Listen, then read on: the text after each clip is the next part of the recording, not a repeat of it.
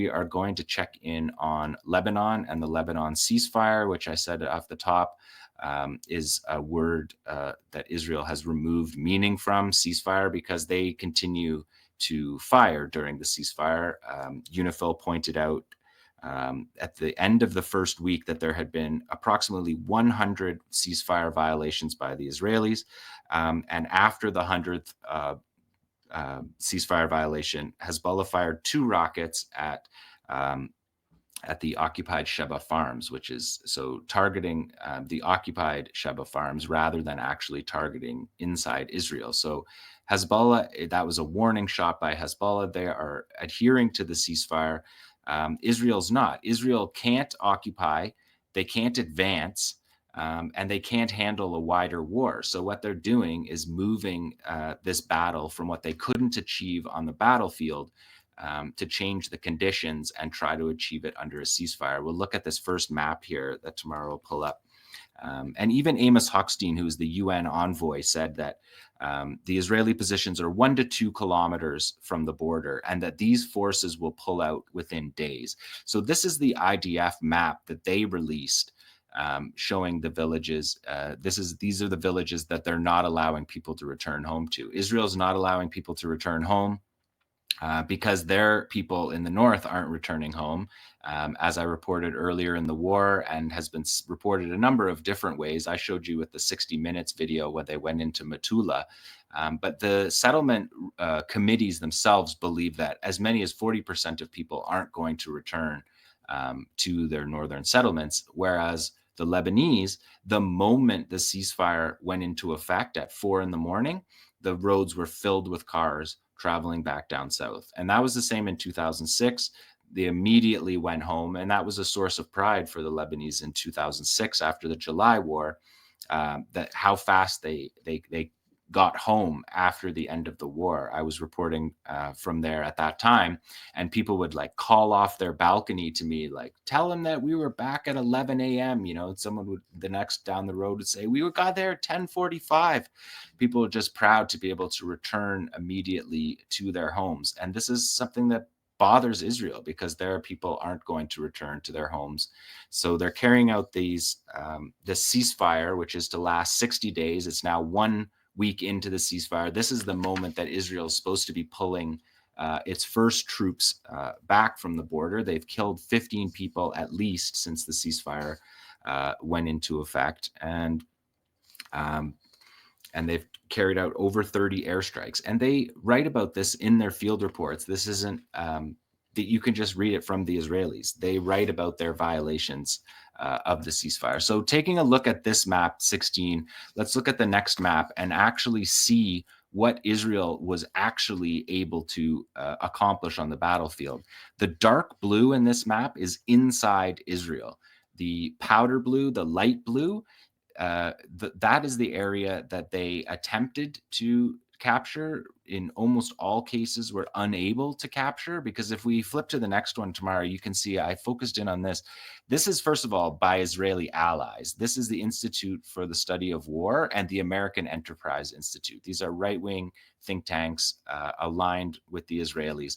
And look at what the asterisk says. Assessed advances are areas where the Institute for the Study of War assess forces have operated in or launched attacks, but do not control.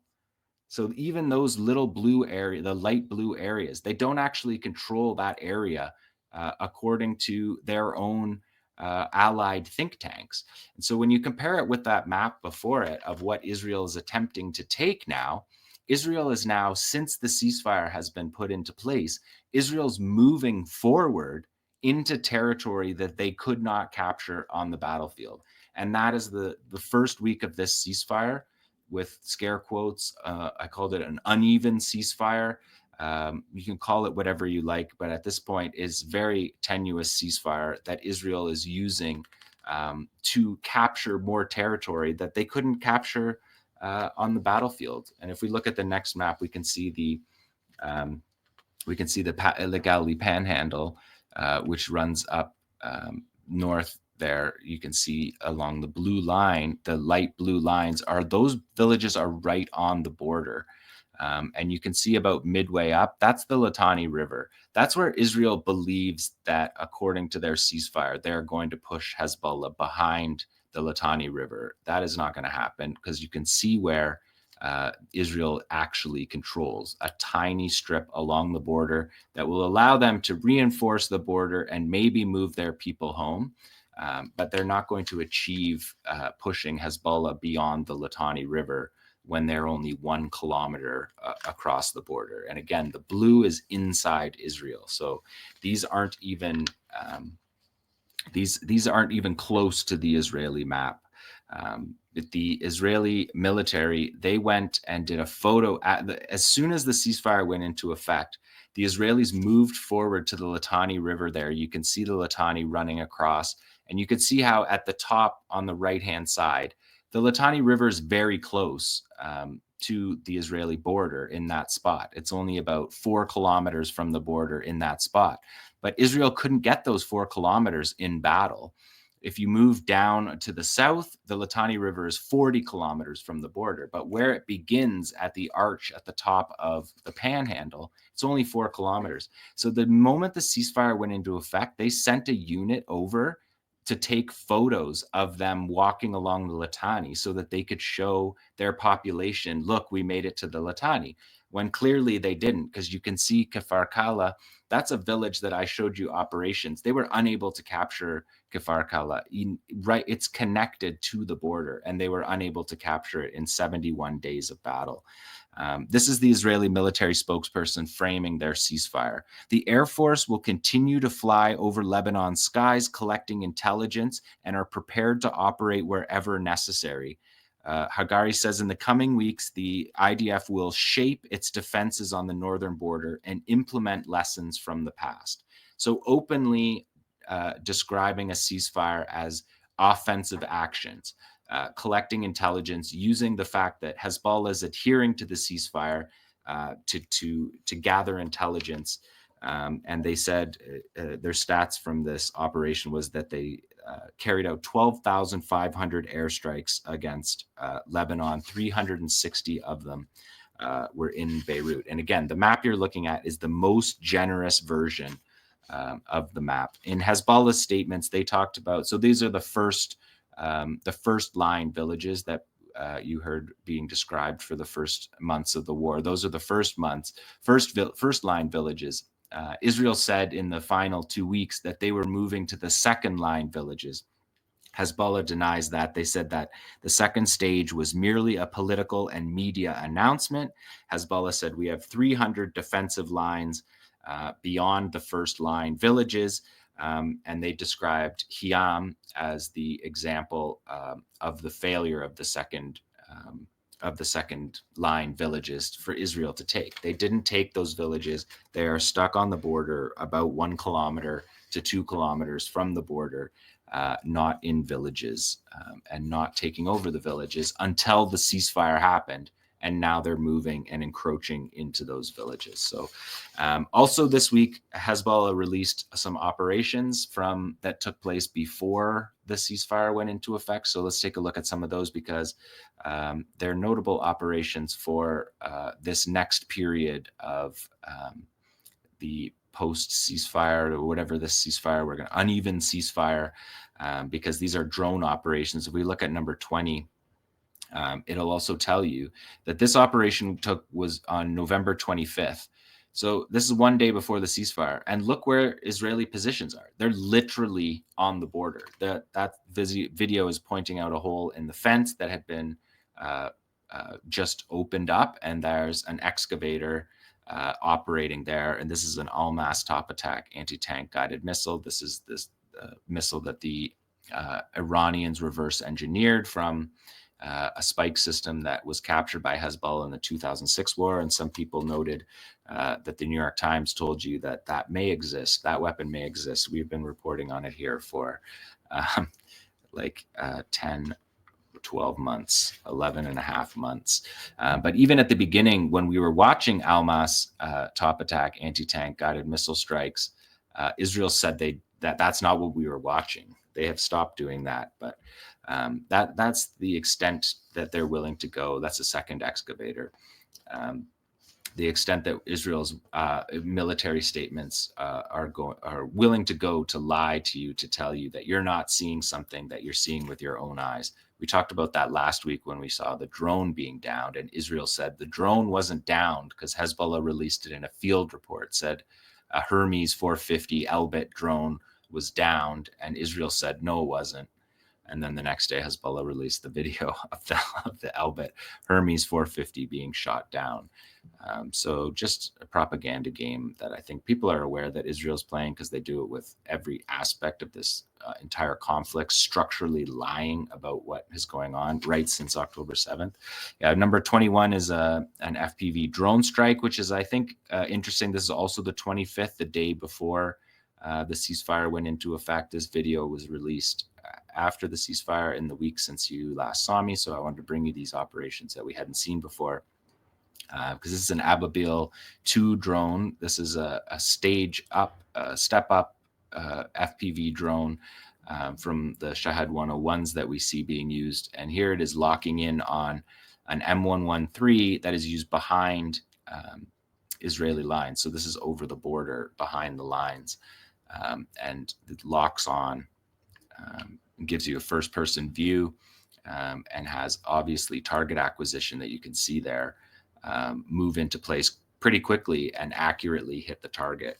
Those M113s, we can look at the next one. Those M113s don't have any kind of trophy system, but this is against a NOMR.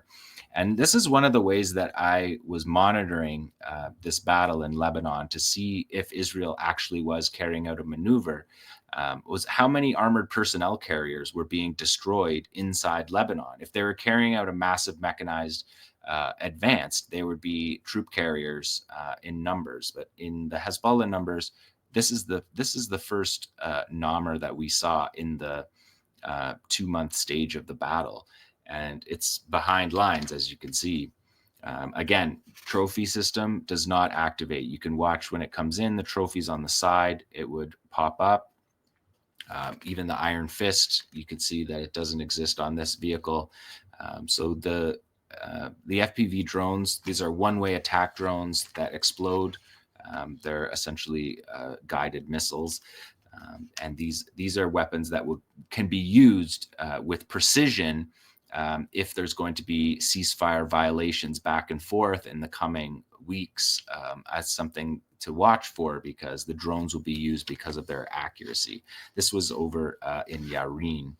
And this one, more just to show you here from an operation, this is a tunnel fed operation. This is why they're not going to push. The Israelis can't say that Hezbollah can't operate from the Litani. They come down through that tunnel, they prop it up with a stick here, they emerge, and they set up their drone launches and move through the bush, so they're sheltered. And there's nothing Israel can do about this.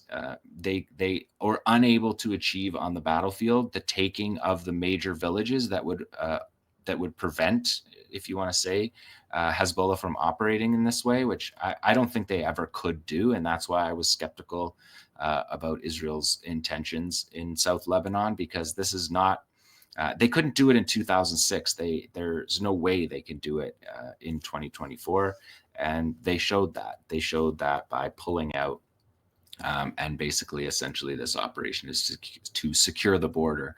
But we've seen this all throughout the war. I've shown you the rockets from underground launch pads, underground missile bases, which allow these rocket units to both feed the munition and to launch them. So there's no way 80% of Hezbollah's rockets were destroyed. It's just an absurd number. We look at the next one. We've got a couple graphics here about the operation that I wanted to bring to you. So Hezbollah marks the battle as 72 days. They mark the beginning of the battle as September 17th. That was the day of the pager operation. And they carried out during this period 23 operations per day for a total of 1,666 military operations. They cited 130 killed, 1,250 wounded. The IDF's numbers were not far off that. The IDF had claimed upwards of 75, and then they didn't count the 25 or 30 civilian contractors that were working in the settlements. So you essentially get the same number. And just actually yesterday, the Israelis released that they carried out 700 medevac missions from medical evacuation, medevac missions from Lebanon. So 700, if there's 2 in the medevac, you get the same number. So again, fidelity and honesty in the Hezbollah operations. So they said they targeted 540 settlements across the north, 420 military points, 211 bases, and 147 border points. They confronted 31 advances. So Israel attempted in 31 different places, or 31 times, often in the same place. As we know in 𝐓𝐿, they tried over and over again. 31 advances in the 72 days. So that doesn't seem like they had the stomach for a battle, because that's one advance every other day.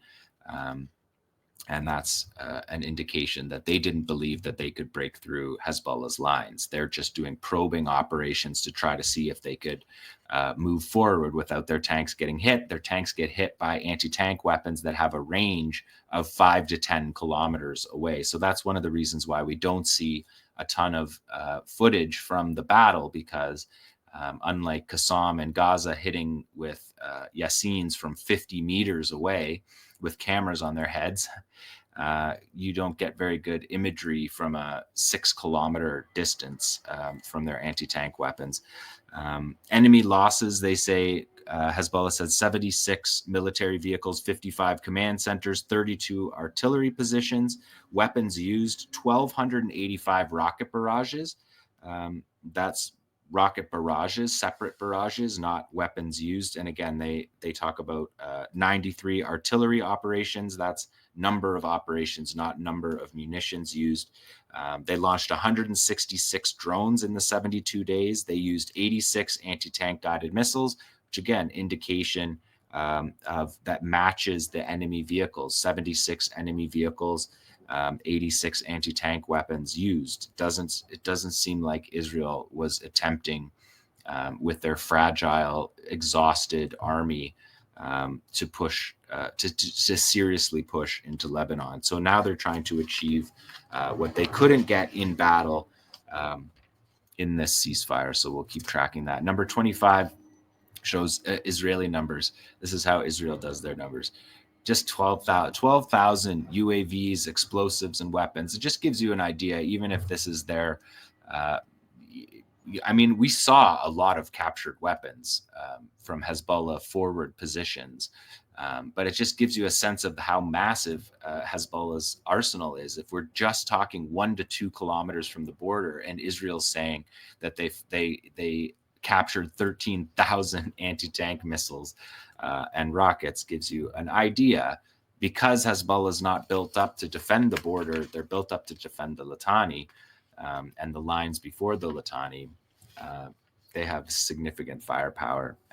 And in the last slide here from Lebanon, this is what Israel actually targets. This is from the Lebanese Public Health Emergency Operations Center.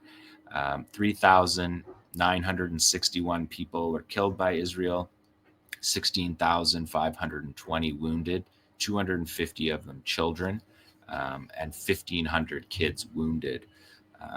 And of course, the targeting of hospitals, you see there, ambulance centers, 40 hospitals targeted, 94 ambulance centers, 251 ambulances. They killed 222 health workers and paramedics in double tap strikes, where they bomb, then they wait for the emergency personnel to show up, and they hit it again, which was a tactic used by Al-Qaeda it's a terror tactic to maximize civilian casualties that the Israelis use. And that's really the outcome of their battle in Lebanon, is the targeting of the healthcare system and their inability to advance. So we will continue to follow the ceasefire. That is the resistance report from Lebanon and from Gaza, and we will stay on top of the ceasefire and the battle going forward, as we have up till now. But that is the resistance report.